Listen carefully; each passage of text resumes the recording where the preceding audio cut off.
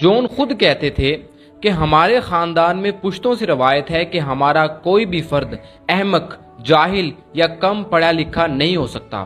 اگر وہ ایسا ہوگا تو میں اسے اپنے خاندان سے آگ کر دوں گا۔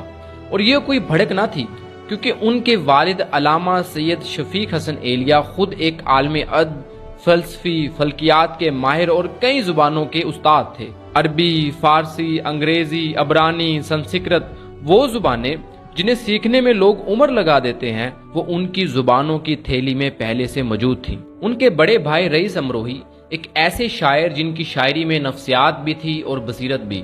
وہ قومی اور سیاسی موضوعات پر شاعری کرتے اور آنے والے حالات کو پہلے ہی شعر میں بیان کر دیتے۔ جون ایلیا پر رئیس بھائی کی شاعری نے گہرا اثر ڈالا۔ چلی کچھ آج سنداز سے نسیم سحر کہ بار بار کسی کی صدائے پائی۔ دوسرے بھائی سعید محمد تقی، جن کی زندگی کا محور فلسفہ رہا، یہ وہی تقی تھے جنہوں نے کارل مارکس کی مشہور زمانہ کتاب داس کیپٹل کا اردو میں ترجمہ کیا، ایک ایسی کتاب جو دنیا کی چند انقلابی کتابوں میں سے ایک مانی جاتی ہے۔ اب سوچئے، ایسے خاندان میں پیدا ہونے والا بچہ کیسے نہ جون ایلیا بنتا۔ کتابوں، بحثوں، دلیلوں اور سوالوں کی گونج میں پروان چڑھنے والا کوئی بچہ آخر کب تک عام رہتا؟ لیکن اس شاندار علمی ورثے کے ساتھ ایک کڑوا سچ بھی جڑا ہوا تھا۔ جب جون ایلیا صاحب شعور کی عمر کو پہنچے تو ان کے گھر میں صدیوں سے چلا آ رہا زمیندارانہ جاگیردارانہ نظام شکست کے مرحلہ سے گزر رہا تھا۔ جون ایلیا کے والد صاحب کو علم و ادب سے تو عشق تھا، لیکن معاشی لحاظ سے وہ اپنی عملی زندگی میں بہت پیچھے تھے۔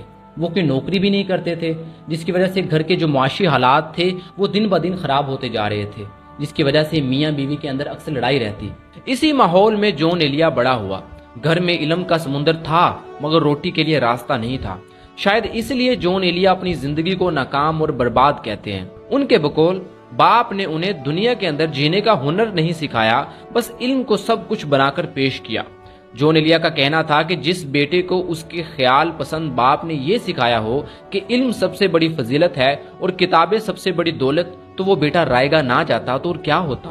علامہ شفیق حسن ایلیا عالم و شاعر کی حیثیت سے تو کامیاب تھے، مگر ایک باپ کی حیثیت سے جون کے دل میں ناکام ٹھہرے۔ جون کہتے تھے کہ اگر میرے باپ کی جگہ کوئی دنیا شناس شخص ہوتا تو آج میں وہ نہ ہوتا جو ہوں، میں شاید ایک کامیاب، صحت مند، خوشحال آدمی ہوتا، اور میری زندگی صرف عیش ہی نہیں، بے حد شاندار عیاشی کے ساتھ گزرتی۔